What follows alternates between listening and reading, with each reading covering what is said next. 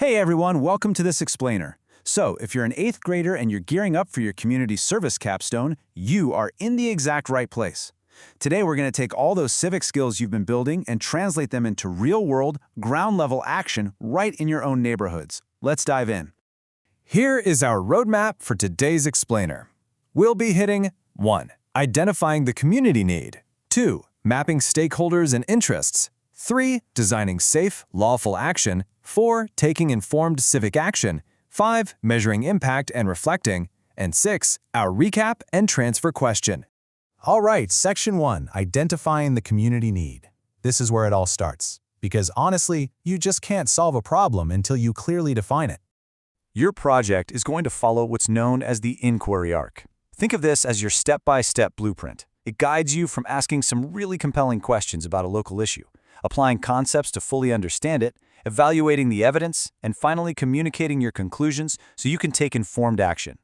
It is basically a foolproof method to make sure your capstone is rigorous and actually effective. Now, if you're trying to find a great capstone topic, a fantastic starting point is looking at the common goods in your town.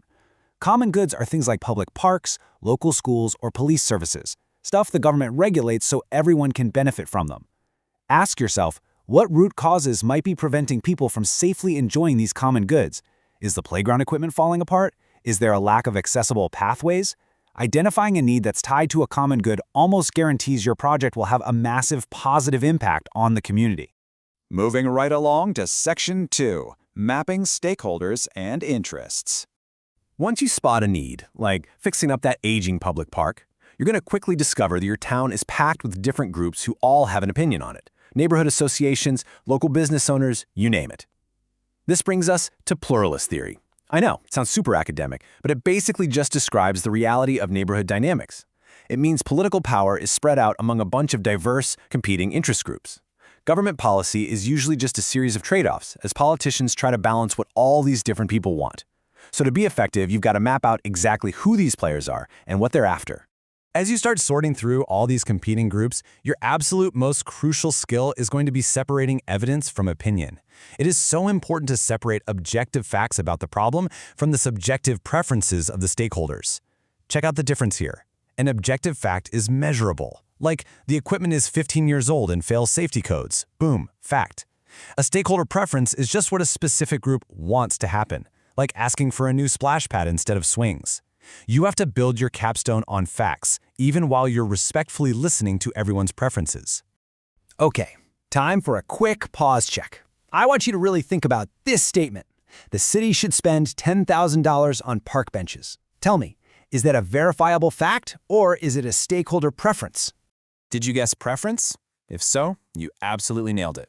Identifying opinions versus evidence-based claims is key to keeping your research objective. Saying the city has $10,000 in the budget is a fact. You can literally go look at the ledger and prove it. But saying they should spend it on benches, that's an opinion. It's a preference on how to use those resources. Mastering this distinction is exactly what takes a project from just okay to a truly great evidence-based capstone. All right, Section 3, Designing Safe, Lawful Action. By the end of 8th grade, the expectation is that you can apply civic virtues and democratic principles out there in the real world. This means your action plan has to be rooted in fairness, mutual respect, deliberation, and, this is a big one, absolute adherence to the rules and laws of your community. You're learning to participate constructively, which means you're figuring out how to work within this system to create real change. Let's do another pause check to make sure your action plan stays on the right track. Imagine you're super fired up about your park project. Would organizing a blockade to stop traffic at a busy public intersection be a safe and lawful civic action for your capstone? Yeah, absolutely not. That is neither safe nor lawful. While citizens totally have the right to assemble, blocking traffic violates public safety laws and puts real people in danger. Lawful civic action is about working effectively through civil society. So instead of a blockade, you should be doing things like drafting petitions, presenting your objective data at a town council meeting, or organizing a permitted rally in a safe public space. Those methods aren't just lawful, they are highly effective and completely appropriate for your project. Which brings us to Section 4, Taking Informed Civic Action. You've got your plan, now it's time to mobilize your peers. So you're rallying your classmates to help out, right? Well, you might run into a little roadblock, known in political science as the free rider problem.